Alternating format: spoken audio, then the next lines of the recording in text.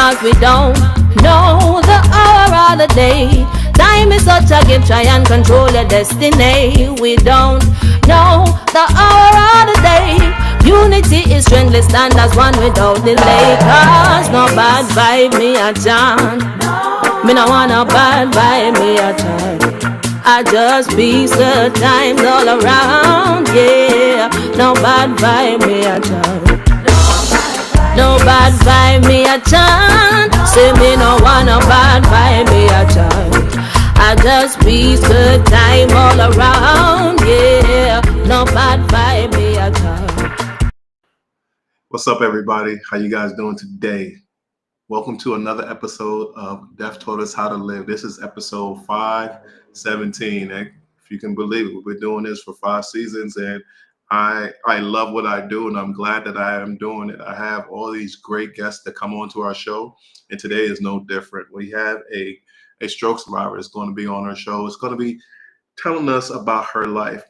I like this lady a lot. I've been seeing her for quite a while now, and her energy is infectious. It's kind of like, you know what, I don't care what happened. I'm gonna do what I'm gonna do type of mentality, and I love this about her. I want you guys to help me bring to the stage my friend. Her name is Joy. In other words, you can see her on Instagram, and I believe it's on TikTok as well. It's called the Strength in You. This is my sister, and she is so vibrant, so much energy. I'm telling you, by the end of this show, you guys gonna be looking at her and going like, man, I want to be around her all the time. So welcome to the show, Joy. How you doing, my sister? I'm in the building, baby. I'm good. I'll try to tell everybody how infectious your energy is, and I guess they're gonna see it now. But They gonna I learn know, today. yeah, they're gonna learn today. They definitely gonna learn today. But I want you to go back to that unfaithful day when you had your stroke. So can you break that down to us so we can know who you are and what actually happened to you? I'm gonna give you the floor. Well, for that in particular day, it was August of 2014, August 6th to be exact. I was 31 years old. I was actually at home cleaning. I was cleaning the house, and my left leg felt them tingles, like when it's going to sleep. And I stomped on it to wake it up, not knowing what's going on. But luckily, I was able to make a call while that foot was acting crazy, and I called my husband at work and said something just don't feel right with me, but I don't know what it is.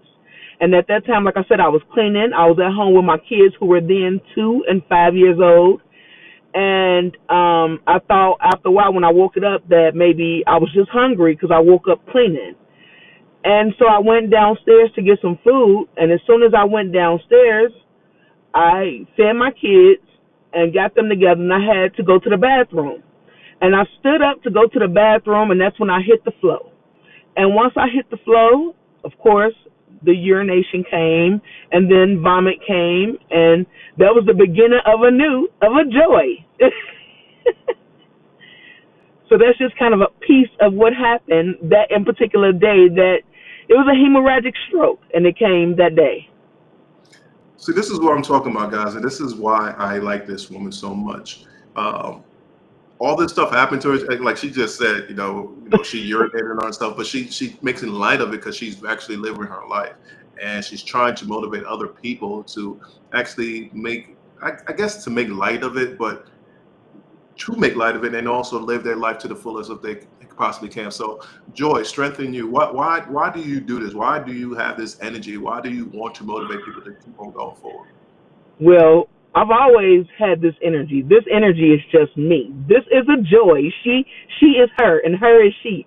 But Strength in You was born because, like I said, I urinated on myself, I vomited, and I had some other things happen to me during my childhood with sexual molestation and things of trafficking and just stuff. And so everything that happened to me prepared me for my stroke. And once I kind of woke up a new person, of course I was angry day one. I was upset. I was cussing God out, everything. But then I had an epiphany the next day, and it was like, I'm here on purpose with purpose. There is strength in me. And so that's kind of how Strength in You was born, because I wanted to remind everybody that we have a hidden superpower and it's all inside of us. Despite what we may go through, it all builds us into who we're meant to be. So Strength in You had to be born so you can understand that you have strength in you, despite whatever it is you go through, because life gonna always be life. But when life shows up, so does that strength in you. Okay, I get it. I get it. I really appreciate that. I really appreciate you. You know, I have a question for you, or I guess I want you to talk to our audience on this particular note. You know, you said you always had this in you, but I have people like really, and you probably heard this story too, like, what's the purpose of living anymore? I don't want to do this anymore. What do you tell those type of people so they can actually get up and have that same type of vibe that you have? I always tell them that I was once them same people. Number one, you're human. You're gonna have moments where it's like, why me? But then when you start to have an eye open and you realize, why not me? What makes me any special than anybody else who goes through life? So when oh Lord, brain fart. Oh, so when you have those moments of why do I need to even still be here? I should just be dead. I had those very same feelings. But be reminded that number one, you never know who's watching you. You never know who's looking up to you.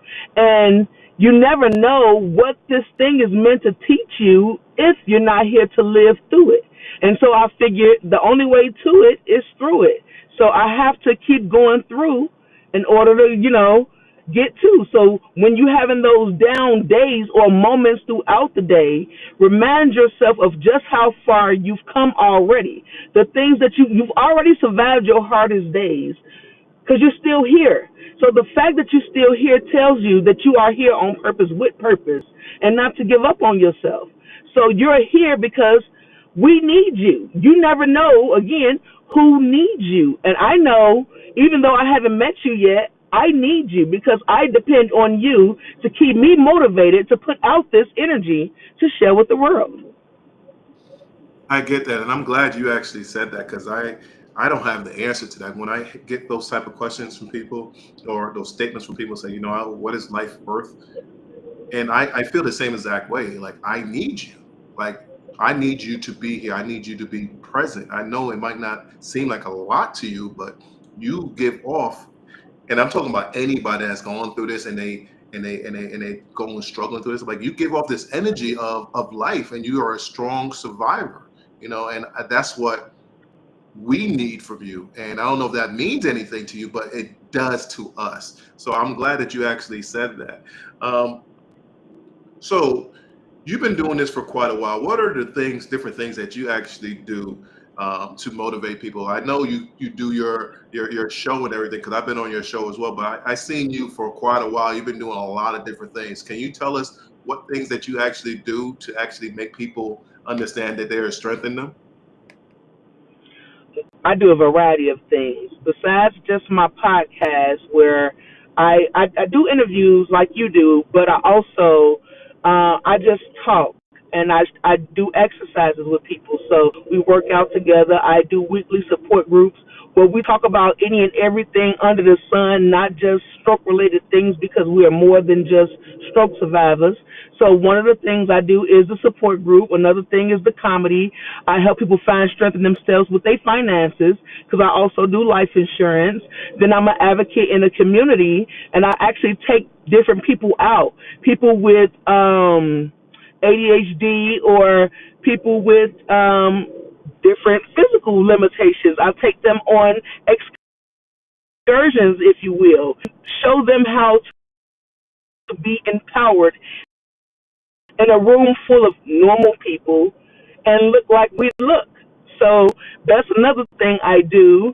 I also do the foreign exchange program because some people don't have the ability to have a family.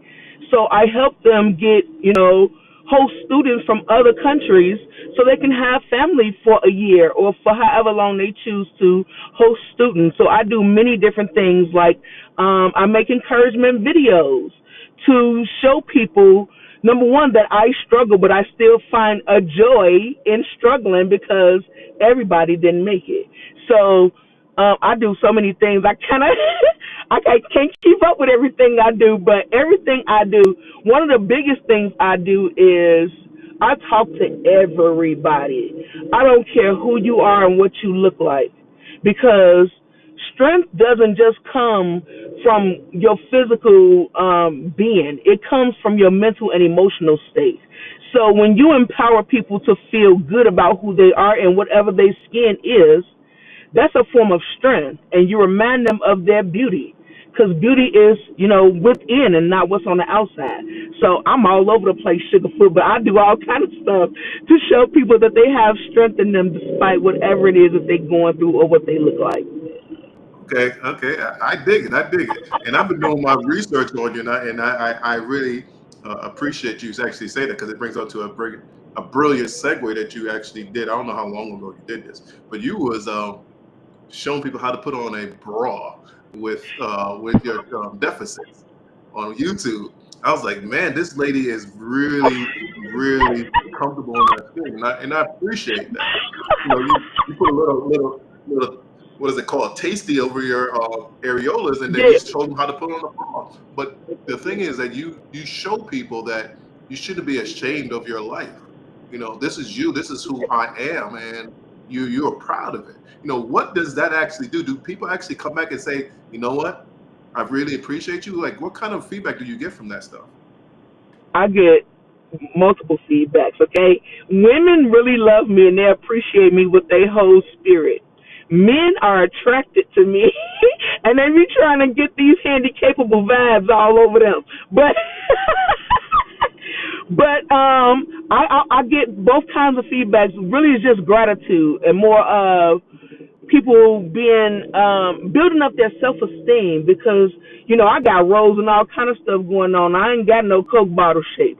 So when they see me being comfortable enough to show my fat and what my issues are, it helps them become confident and their esteem grows. So that's the kind of feedback I get from those types of videos.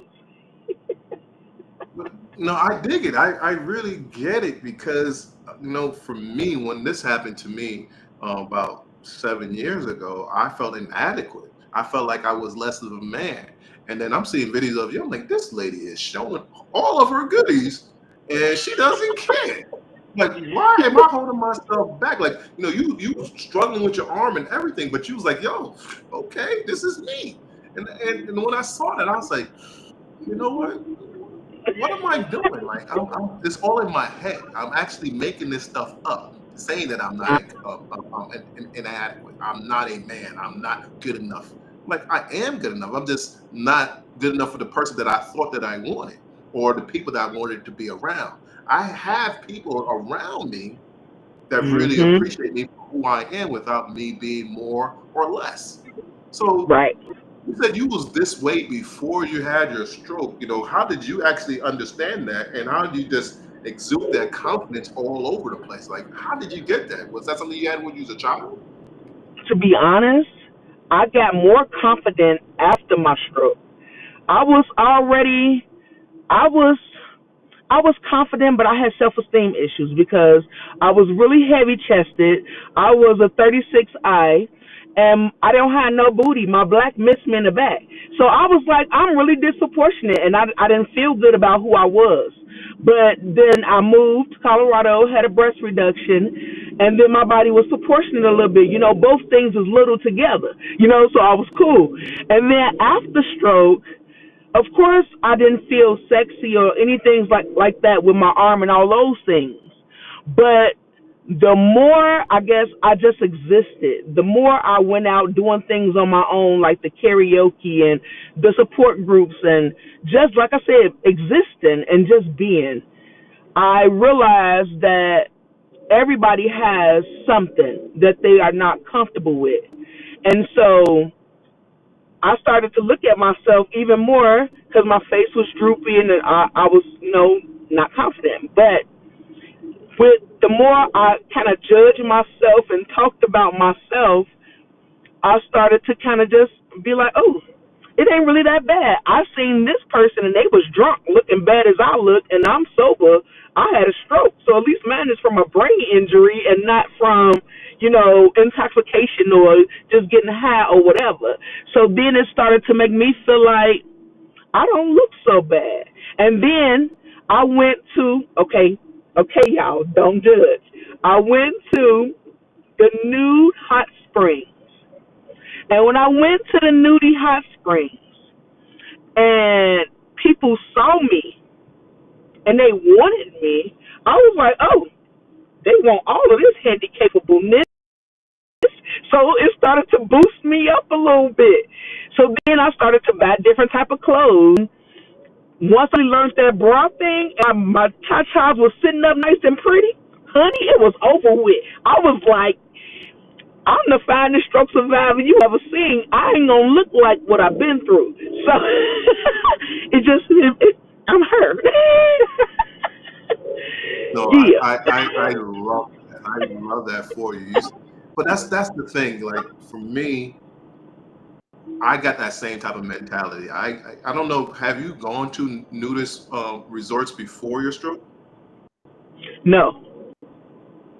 See, yeah. So that's what I mean. Like I haven't been to a nudist bar, but it's like I stopped caring what other people think, and I want to live my life the way I wanted to live. It's like no hold barred anymore. Like God almost took me out one time.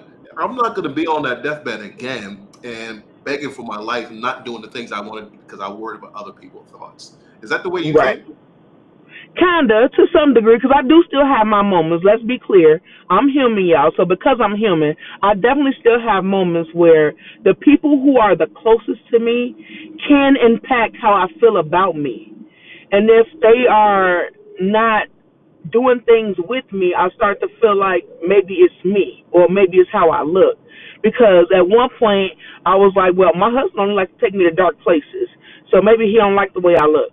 But then again, like you said, God gave us a second chance. So the fact that I had a second chance, it was like, well, people gonna be people, and they gonna always have an opinion, just like they have a butthole, right? And so what they eat don't make me boo boo, whatever. So it was like they gonna feel how they feel, and people gonna always have something to say. So I can't worry about how they feel about me. I can only worry about how I feel about me because I'm the only one looking in that mirror at me every day. So I stopped caring about how people gonna feel because people gonna be people.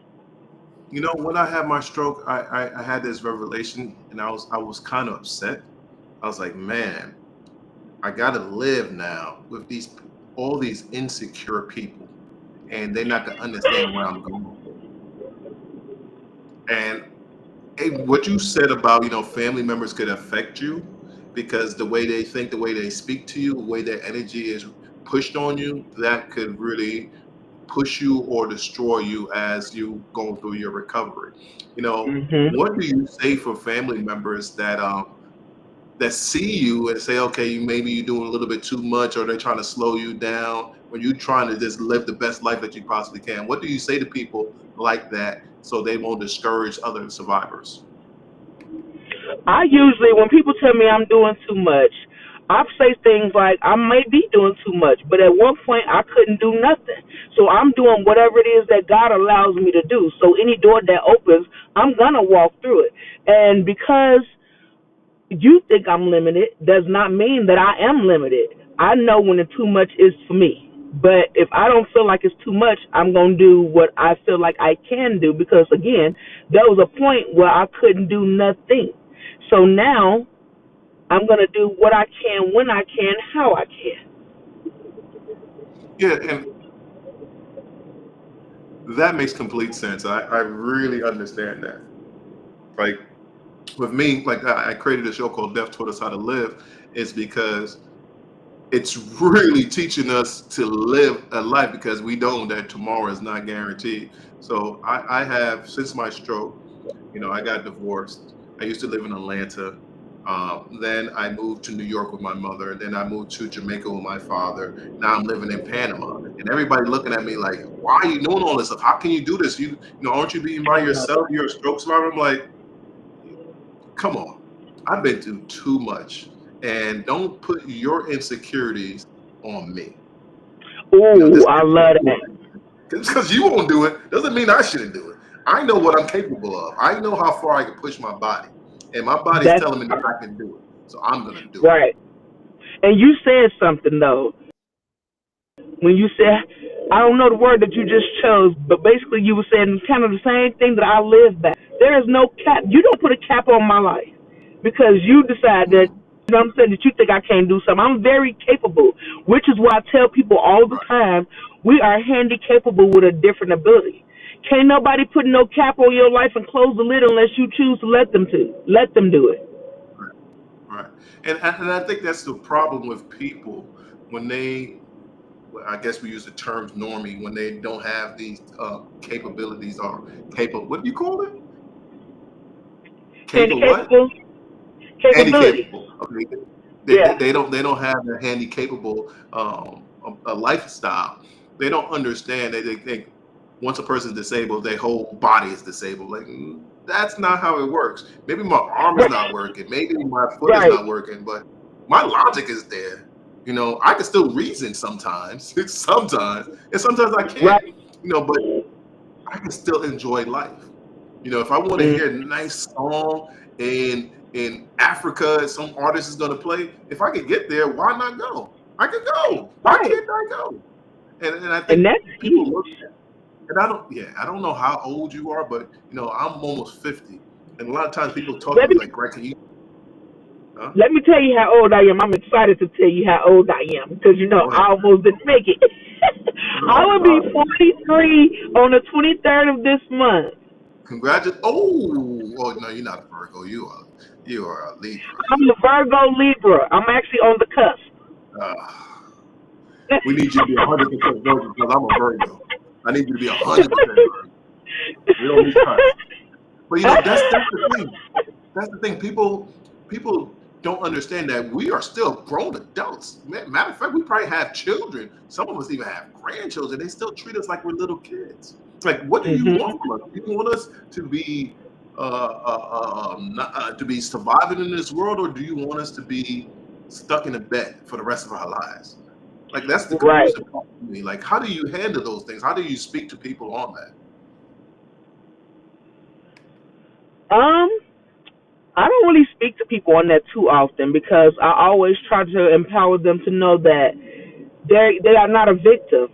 You're not a victim. You are a warrior. If you survived anything, that makes you a warrior. So don't victimize yourself or even put yourself in a box to say what you can't do because of what somebody else is thinking or because of what may have been in the past. Because you actually are stronger now, believe it or not, now that you've went through what you've been through. And you're still here. You're stronger. So I speak to strength more than anything. And when people feel like they can't, I always tell them that there's literally nothing you can't do. You've already done so much. So, wait, what was the question? I talk too much. That's hilarious. That that see what I'm telling you guys? This is the type of energy that I'm dealing with. That's why I love this lady so much because she just has so much energy built in. No, I was basically asking, you know, how do you deal with the people that try to put you into a box and not let you to be that flower that you're supposed to be, like the strength in you? How do you deal with those type of people, especially your loved ones? I'm learning even more now, more than ever. I'm separating myself. I love me more now. I used to love my family more, but now I'm loving me more. So I'm no longer allowing, because people can only put us in a box if we allow them to. So I no longer even give energy to people who trying to put me in a box. Say what you want to say, feel how you feel, but I'm going to still do what I do. Because at the end of the day, I drive. And if I couldn't drive, I'll walk. And if I couldn't walk, I'll get a lift. I'm going to figure it out, but I will not allow anybody else's thoughts of me tell me what I can't do. You cannot put me in a box. Every time you put me in a box, I'm tearing the box up. Okay, I'm tearing the box up. So ain't no boxes for me. No, I get it. I get it. It looked like we have some comments coming in, so let's bring these comments in before I go and ask you the next question. So, can we Okay. get our comments coming in, Miss Producer? Let's get some comments going. So let me get my glasses on because the last time I was reading comments and I wasn't reading it properly because I didn't have my glasses on. Look at you, you are amazing. I got my glasses on. This is from Donna Dunkley. She says, "Hello, I'm enjoying the show, loving her vibe and energy.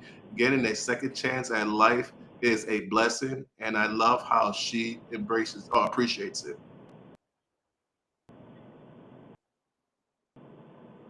Yes, sir. Thank Michael you. I need you to appreciate it too, honey love. and Kay Michael Parker said, "What? saying I ain't hi. see." Hey, all the honeys. So, Joy, Strength. I'm very curious about this. So, please take your time to explain this part to me. Okay. Um,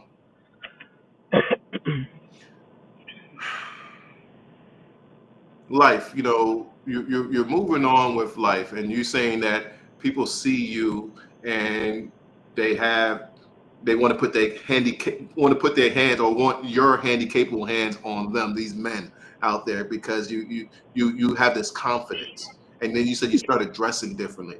No, can you explain that actual logic so other people out there that thinking I know I said it before, but I Okay. want you to really dive into this so they can understand that it's all in their heads, no matter what it is. Like you haven't told us your deficiencies yet. I mean, people don't really understand what's actually happened with you if you're still going through rehab. If you're Okay. going through OT, they don't understand all of that. So they just see us talking, they're thinking everything is great. But Okay. I want you to really talk to the person that is stuck in bed, maybe in a wheelchair, maybe can't speak, maybe they have aphasia. Like I want you to speak to them and let them know that there is still strength in them, so they can say, "Okay, she is talking to me." Absolutely. Okay. So let me start here. When I had my stroke, it took my left side and my ability to walk, talk, and swallow. Now remember, I had kids who were 2 and 5. So they were still in school and all those things, and I had to figure it out. And when I first started, I wasn't able to take them to school because my cognitive skills were just not there. I couldn't drive. I didn't know my left side existed. I had left side neglect. And it just wasn't feasible for me to do that at the moment. But like I said, I woke up that next day in the hospital and I was different. And I realized my kids saw me. They saw me Listen fall. to my So sound. I was like, they're going to watch me rise. So that was the beginning of me changing the way I do things. I, I was wearing sports bras and baggy clothes and everything that made it easy to put on my clothes because, of course, I'm limited. I came home in a wheelchair. But that same day I came home, I rolled through my kitchen and decided to cook nachos because that was the easiest thing to do. But that very same day after I made those nachos, I looked at my clothes and I had on these gray jogging pants and my old high school T-shirt, and I looked at old, and I looked like what happened to me. I looked broke, and so I was like, bad enough. I gotta wear all these braces, and I remember I'm still not talking good. At this time, my aphasia was real. I was drooling all the time, and I could only sing my words the way I wanted to get them out. But that didn't change what I wanted inside. I wanted something inside that was different on the outside. So I had to just shift. And that started with me starting to work out in the bed, whatever that looked like. Whether it was just me rolling, it was just me trying to do whatever it is I can do. And I started wearing leggings because I had the brace, the AFO on my leg. And in my leggings, the more I went to PT, of course, my body is changing. And my big old, it wasn't that big, but my floppy stomach started to shrink some. And I started to be like, oh, I kind of look cute in these leggings. So then, since my stomach went down, that meant now I'm changing my shirts. I'm wearing little different shirts.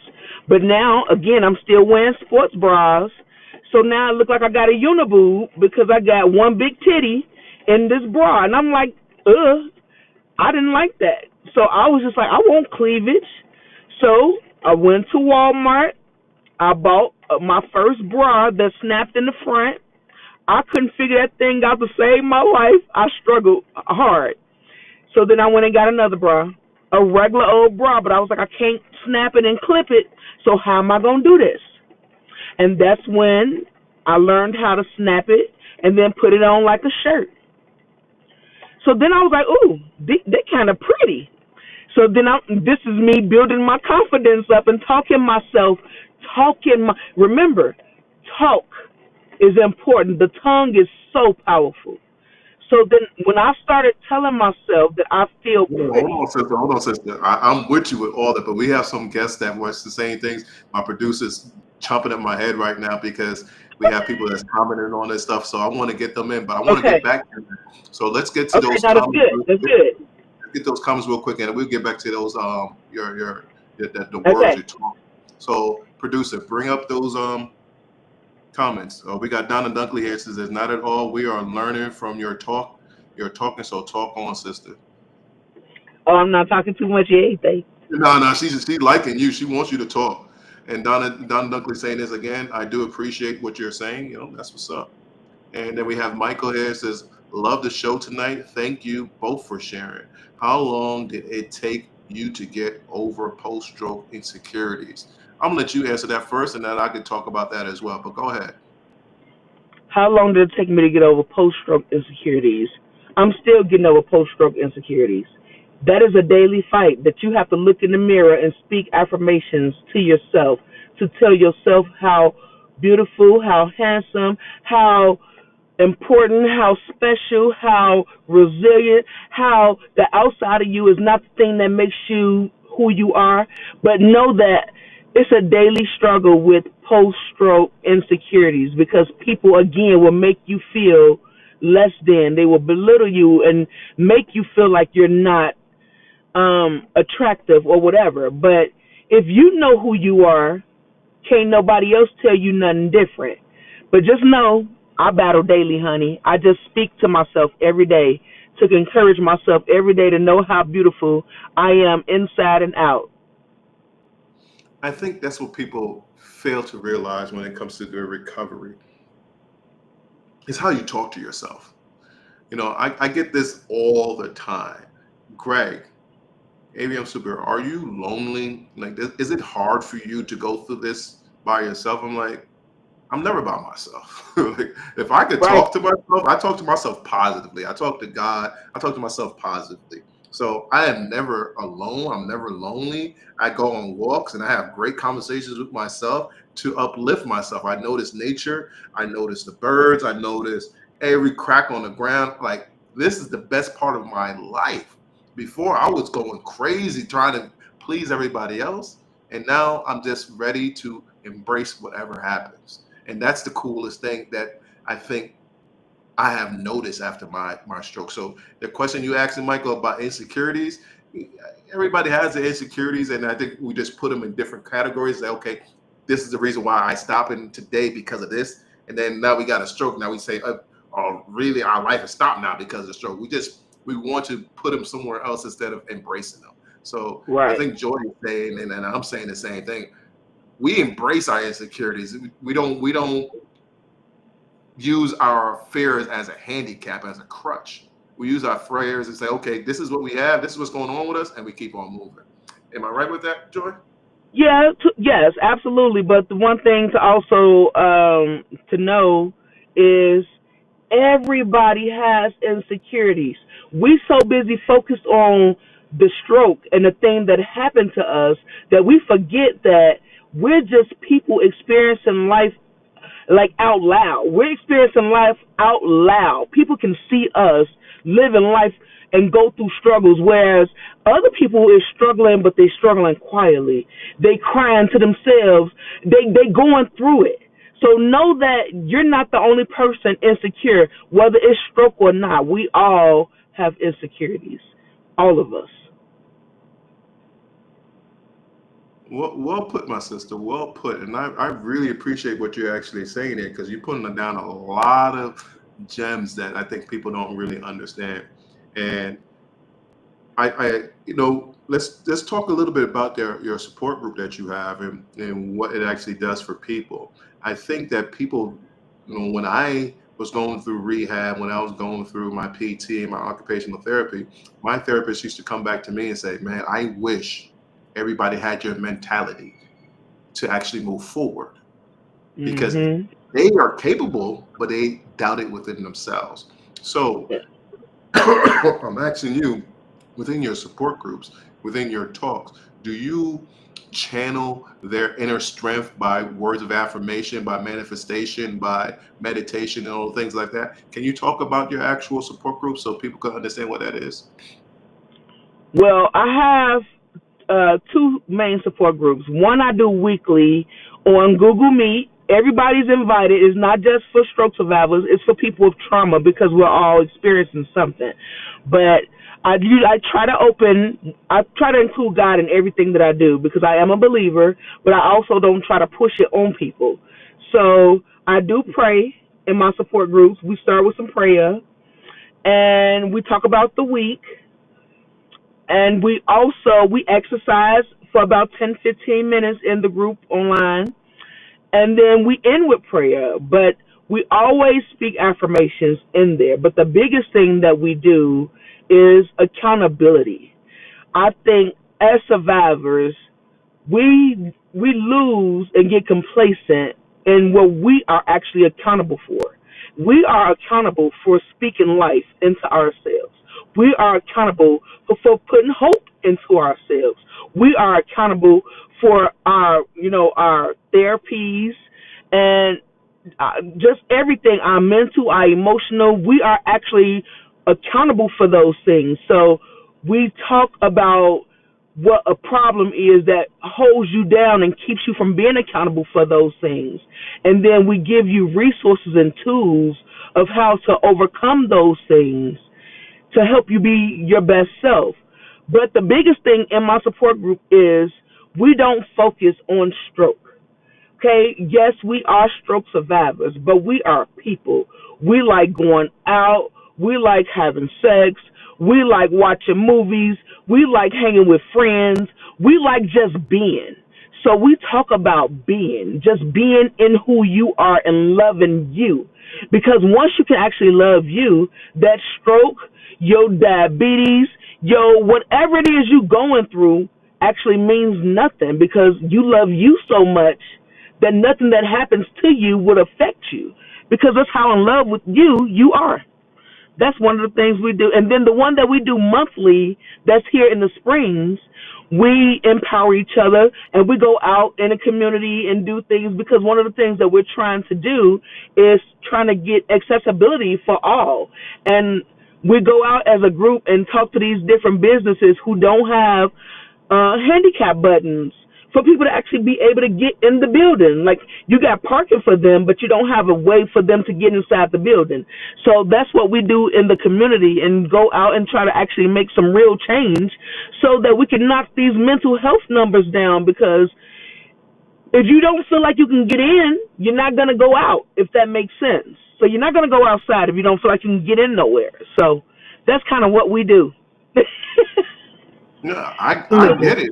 I like it, and I like what you said about in the first part. It's like you still want to do things, you still want to laugh, you still want to have sex, you still want to do everything that you was doing before, and people don't see that.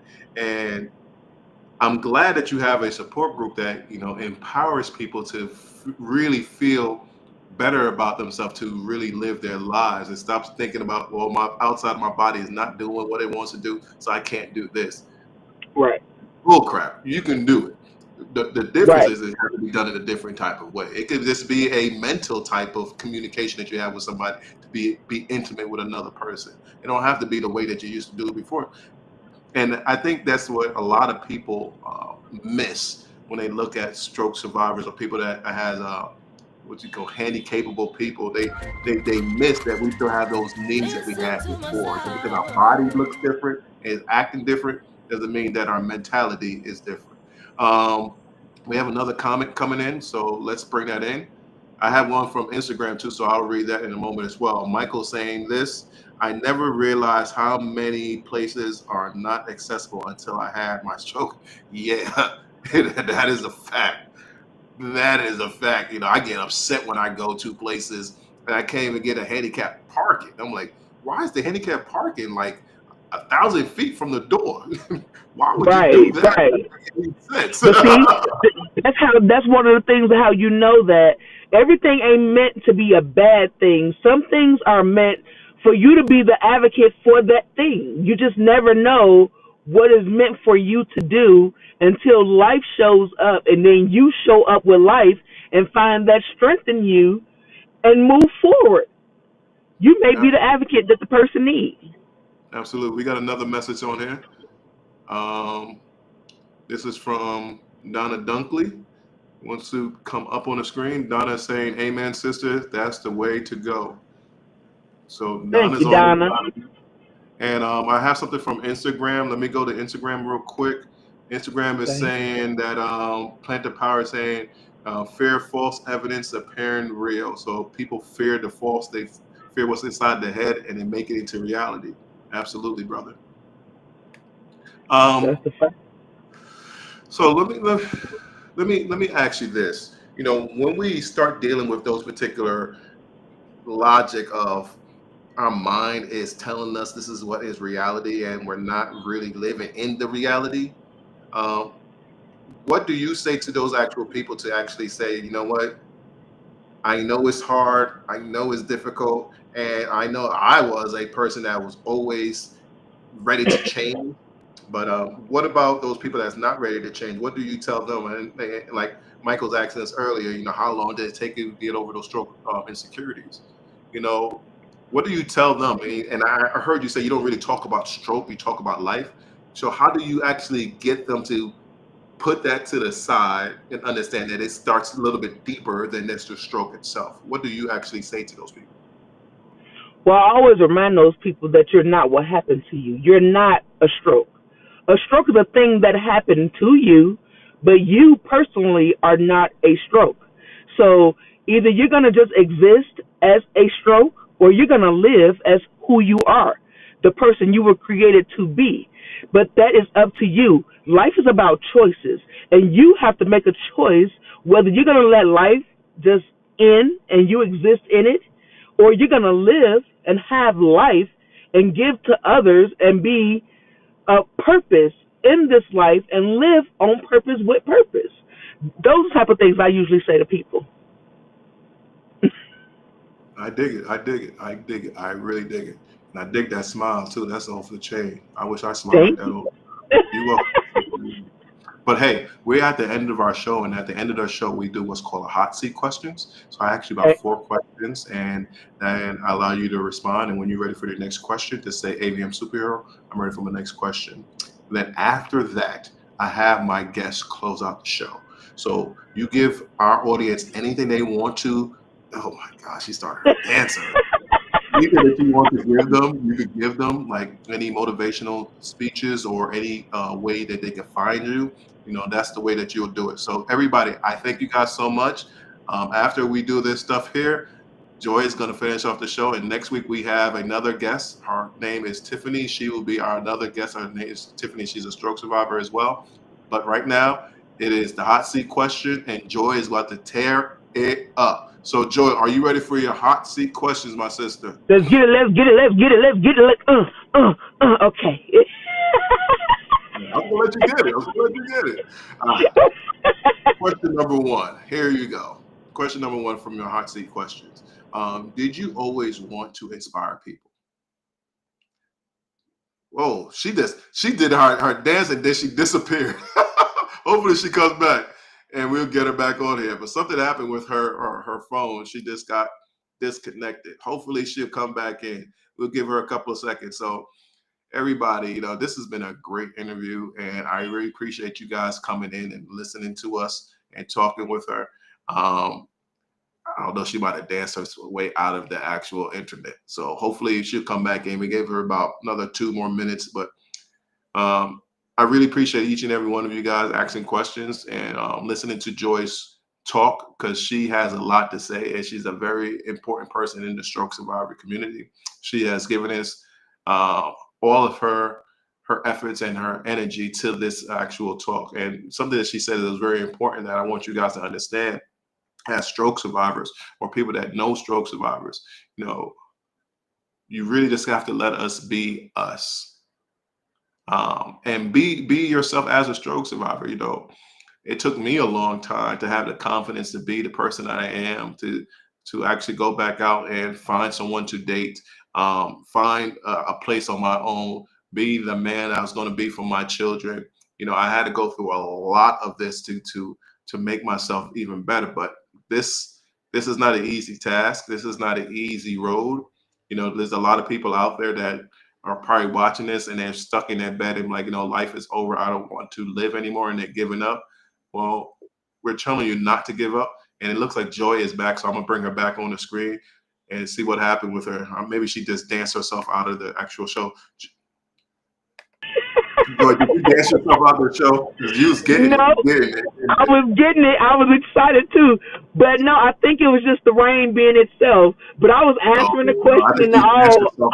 yourself. No, I'm not taking it. I think you danced yourself out the show. So let me bring the Hey, question back up for your hot seat questions. Here's question okay. number one. Did you always want to inspire people? Okay.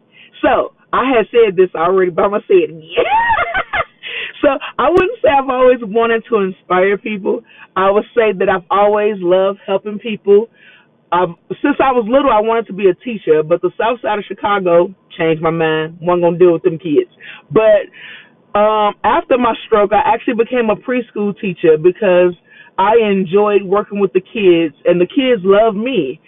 And so, in doing that, and being a preschool teacher, and then volunteering at the hospital, giving hope to people, it made me realize that I truly love people, and I truly love making people feel good, and I truly made love making people feel like there is hope, that life isn't over. So after taking care of my grandparents growing up and then my kids, after stroke, it was just kind of a no-brainer because we had nobody out here like us represent us, not in the disabled way, but in the energetic way, in the positive way, in the good energy I love life way. So that is what made me decide I want to inspire people more and more because I said he had his eye on me. That's why I'm Joy with an I. So everybody need a little joy. So inspiration on this way. I'm ready for the question too. All right, question number two. You are a bag of JOI. I love it. I love it. Here's question number two. How did you learn to keep it moving? I know you probably said this already, but explain it to us one more time. Well, the first way I learned to keep it moving was Chicago raised me, y'all. I am from the south side of Chicago. So if you know all about the shot and y'all heard stories about it. So that was number one. And then number two, the fact that I'm still here told me that God kept me on purpose with purpose. So now I got to move forward because whatever He got for me, I got to, go get it. Only way to it was through it. So that is what keeps me moving every single day is number one, Chicago raised me. Two, God got me here on purpose with purpose. Got me here on purpose with purpose. Number three is my kids. They have been watching me soar like an eagle ever since they seen me fall from my stroke. So that is gonna keep me going, honey, because I got grandkids gonna come one day, and they gonna all be like, "Grandma, I didn't know you had no stroke." I know, baby, because they ain't her. So that's what keeps me moving. I really love that. I really love that. My kids do the same thing for me. Question number three. Um, what do you prefer, the pre or post stroke you? Oh, that's a no-brainer for me. So fast. Y'all see, I was ready to answer that question. Post-stroke me is the best version of me that I've ever been because Pre-stroke, I was just getting toe up. Like, I still kick it now. Don't get me wrong, but like, I cared about helping people, but not as much as I do now. Like now, I am more resilient than I've ever been. I've helped more people in this world than I ever have. I actually live life now and not just exist in a world. I am actually being purposeful and creating some real change. So I love post stroke me, hands down, hands down. Oh, why the camera's still on me? Okay, hold on. Wait, I'm a real superhero now, y'all. He's the AVM superhero, but no, I am really a superhero, okay? I'm out here now as Captain Strength In You, and we out here giving hope, inspiration, and motivation to people around the world. Okay, I'm ready. I'm ready for the next question. Okay, sis. Okay, yeah. I feel you. I feel you. Here's your final question, and then I'm going, and you do whatever you have to do with the show. What did the Okay. threat of death teach you? What did the threat of death do to me? Right? So it made me live. The threat of death made me have so much appreciation for life that that's why this energy is just exactly what it is, and I need to purposely give it to others because you never know what people are dealing with internally, and you never know the last time somebody heard somebody say, I love you. So it's important to me that I tell people regularly that I love you, that you matter. So death taught me literally how to live, to have so much appreciation for the breath in my body and the being that he keeps choosing to wake up every day, that I'm amazed at life, y'all. That's what death taught me. So if I'm supposed to close it out right now, I can do the thing. Listen. Number one, thanks for listening to me. Thanks for giving me your time. Thanks for giving me your feedback. Thanks for giving me your energy. Know that you're here still on purpose with purpose. You woke up this morning. That means you got something to do. So don't sit and just sit. Go figure out what that thing is that you're meant to be doing. Don't just exist, live your life. When you're down, nowhere else to go but up. So be happy that you're down because you can't get no further than that. So now it's time to build yourself up. Look in that mirror every day and remind yourself of the person you want to be. Because even if you're not that right now, the more you speak it, it becomes true. You ever heard the saying, you speak it into existence? That's because it's real. The tongue is extremely powerful. So the words that you let out your mouth is being reiterated to the brain. It does not know the difference. So be kind to yourself. Be patient with yourself. Recovery is in everything that you do. And when I say everything, I mean everything. Don't take nothing for granted. Cooking for yourself is therapy. Going for walks is therapy. Watching TV and not cussing people out on the tube is therapy. Allow everything that happened to you be the thing to grow you. Things don't come your way because they're meant to destroy you. They come your way because they're meant to grow you into the person you're meant to be. And remember, growth is sometimes extremely uncomfortable. And I know what you're going through right now is extremely uncomfortable. You probably experience pain like I do on a daily basis.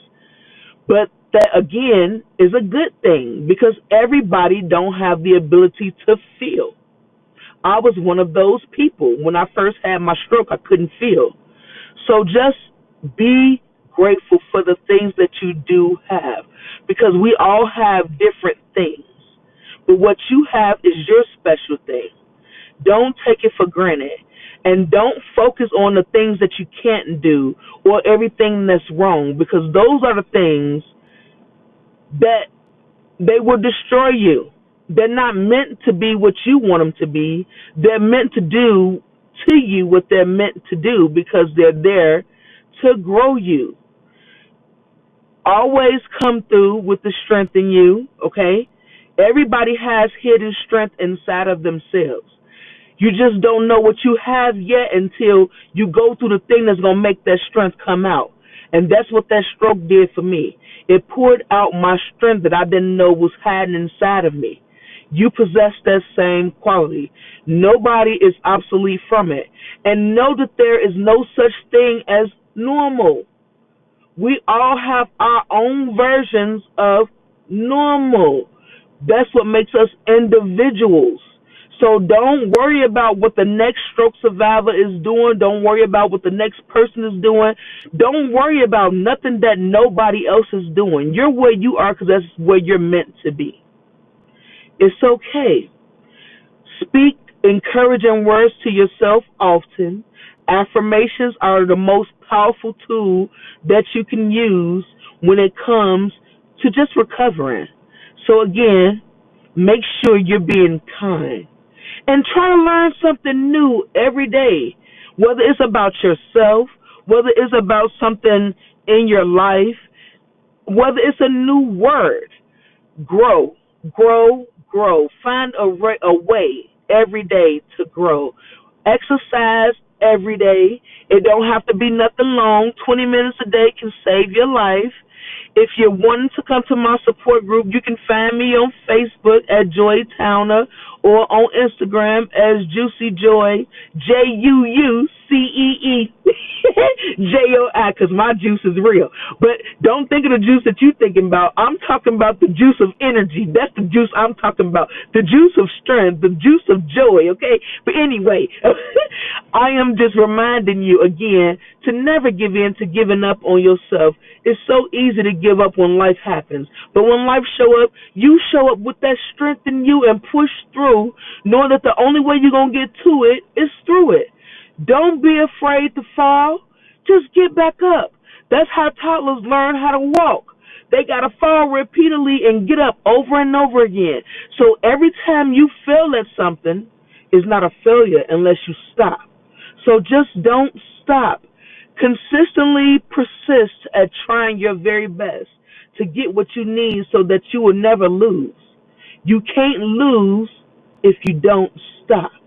That's what it's all about. That's how you find that strength in you, and that's how you build that resilience that's necessary so you can grow and reach the next plateau. But again, I'm your girl, Juicy Joy, Strength, Cynthia Joy. I'm all kind of people because I wear many hats. But that's the thing, though, still. Don't put yourself in no box. Don't limit yourself to nothing. There is not no one way to do life. You do life the way you need to do life. And as long as you're not hurting nobody in the process, you're okay. Just be a good person. That's all that's required of you. And know that if you have faith in God, continue to keep your faith. But faith without work is completely dead. So put in that work that you need so that he can bless you the way he wants to bless you. And if he hasn't blessed you yet and you are putting that work in, that means it probably ain't meant for you. It's okay. It ain't all bad. Struggles build strength. You are loved. You are needed. You are necessary. Don't give up. Just stay the course. Jump those hurdles. Go around those obstacles. Forward thinking only. And again, come through with that strength in you, never giving in to giving up on you. And tune in to Dev taught us how to live. And let it teach you as well how to live. Don't give up. Don't just exist in this world and just be. No. Fight for you. Because it's your recovery. It's your life.